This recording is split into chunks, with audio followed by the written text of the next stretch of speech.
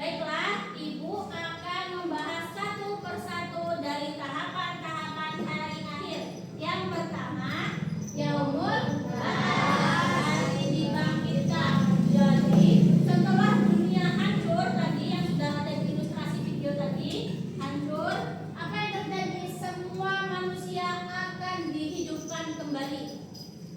Oleh siapa? Oleh Allah Subhanahu wa Ta'ala. Dari kubur mereka, yaitu dari Nabi Adam sampai umat manusia terakhir, sampai umatnya Nabi Muhammad yang terakhir. Bayangkan sebanyak apa manusia ini ya, dari zaman Nabi Adam sampai manusia yang terakhir di bumi ini akan dibangkitkan.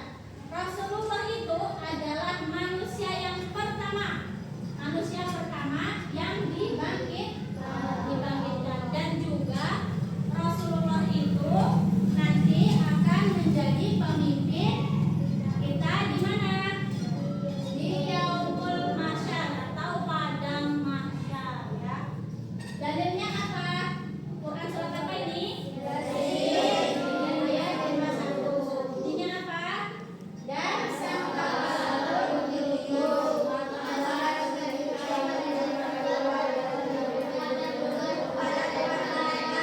semua manusia dibangkitkan, ditiupkanlah sangkakala, hancurlah dunia, maka seketika itu juga mereka keluar dari kuburnya menuju kepada Tuhan mereka. Siapa Tuhan kita? Allah. Selanjutnya yang kedua, Yaumul Mahsyar. Nih contohnya nih ya. Ini ilustrasi ya. Contohnya padang mahsyar. Di sini manusia dikumpulkan nih. Yaumul Mahsyar, semua umat di zaman Nabi Adam sampai terakhir akan dikumpulkan di sebuah padang yang sangat luas. Namanya apa? Padang mahsyar. Tanpa pakaian, tanpa alas kaki. Sebagaimana kita waktu dilahirkan pertama kali pakai baju gak dilahirkan? Enggak ya, pakai sepatu?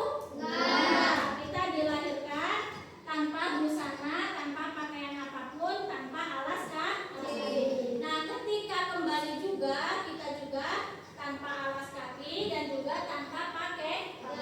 Enggak ada gunanya kamu yang kaya-kaya ya memamerkan kekayaan di dunia seperti punya mobil, punya apa lagi?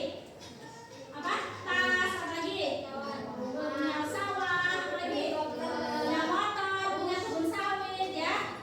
Gak ada yang bisa dipamerkan, semuanya sibuk dengan urusan masing-masing. Dan di padang mahsyar juga matahari akan didekatkan sejengkal di atas kepala manusia.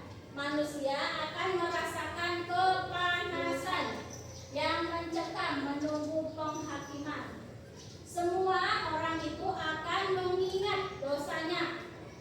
Yang susah pasti mereka akan susah yang banyak dosanya, ya enggak?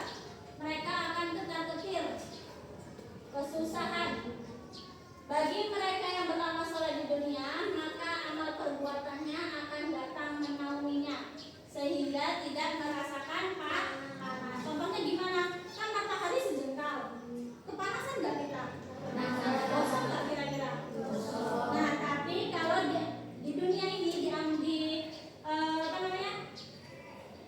tempat kita sekarang ini di dunia, kalau kita banyak melakukan amal perbuatan baik, kita akan dinaungi oleh apa? Amal kebaikan kita.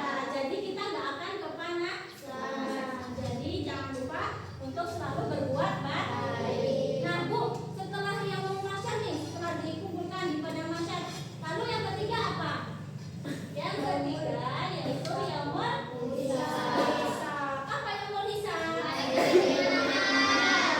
Hari perhitungan amal nih ya. Dilihat nih ilustrasinya nih. Dihitung amalnya. Asyifa berapa amal perbuatannya, terus pasang amal perbuatannya berapa, kemudian amal buruknya berapa banyak, sering membantu teman atau tidak, itu semua dihitung. Walaupun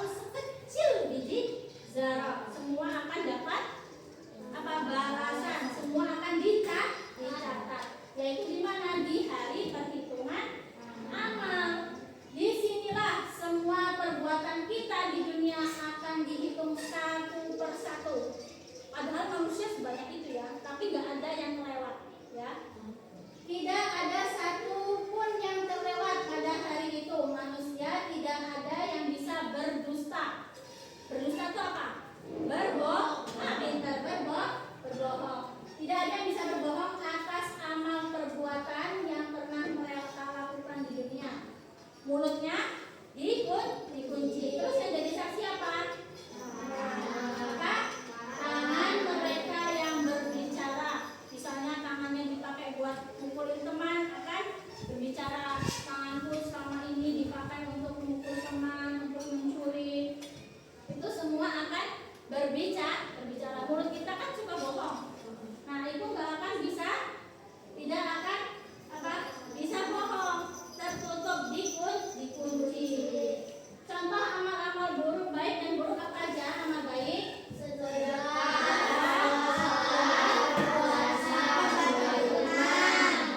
kemudian contoh amal buruk, mencuri, menyakiti orang lain, banyak yang lain. Kemudian selanjutnya apa? Yang keberapa nih? Yang keempat. Apa? Yaumul Mizan. Yaumul Mizan. Apa itu Yaumul Mizan? Ya, Yaumul Mizan contohnya kayak gini, hari penimbangan. Kita ditimbang nih. Setelah dihitung semua tadi yang Yaumul Hisab, ditimbang. Di mana? Di Yaumul Mizan. Mana yang lebih berat? Amal baik atau amal buruk? Hasilnya akan menentukan nasib kita.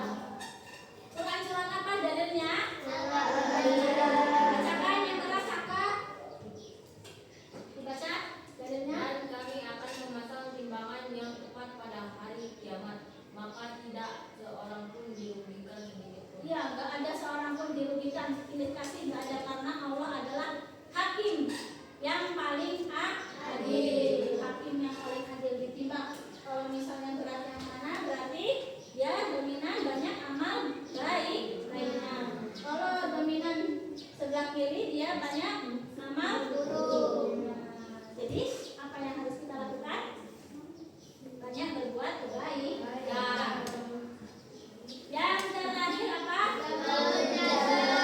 Yaumul Jaza. Apa itu Yaumul Jaza? Hari pembalasan.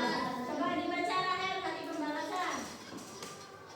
Hari pembalasan inilah hari di mana kita menerima balasan atas semua perbuatan kita. Amal baik akan dibalas dengan surga yang indah penuh kenikmatan. Amal buruk akan dibalas dengan neraka tempat yang penuh siksa. Ya. Quran surat apa dalilnya? Az-Zalzalah. Baik, dibaca Quran surat Al-Zalzalah artinya Maka barang siapa yang mengerjakan kebaikan seberat darah percaya dia akan melihatnya. dan barang siapa yang mengerjakan kejahatan seberat zarah niscaya dia akan melihatnya. kelihatan ya dari jauh ya. Nah, ini Yaumul Jaza. Setelah dihitung, setelah dibangkitkan, kemudian dikumpulkan, kemudian apa lagi? Dihitung amal ibadahnya, sudah dihitung ditimbang mana yang lebih baik, mana yang banyak buruknya, mana yang banyak baiknya. Terakhir yaitu Yaumul Jaza, yaitu hari pembalasan. Siapa yang amal baiknya banyak, maka dibalasnya di mana? Surga. Siapa yang amal buruknya banyak, berarti dibalasnya di mana? Neraka. Amal buruk akan dibalas dengan neraka, tempat penuh siksa. Nih contohnya ya, contoh surga. Taman surga. Maka barang siapa mengerjakan kebaikan seberat zarah, tadi sudah jelaskan ya, seberat zarah itu kecil kayak biji sawi gitu ya, maka dia akan tetap dibalas. Begitu pula dengan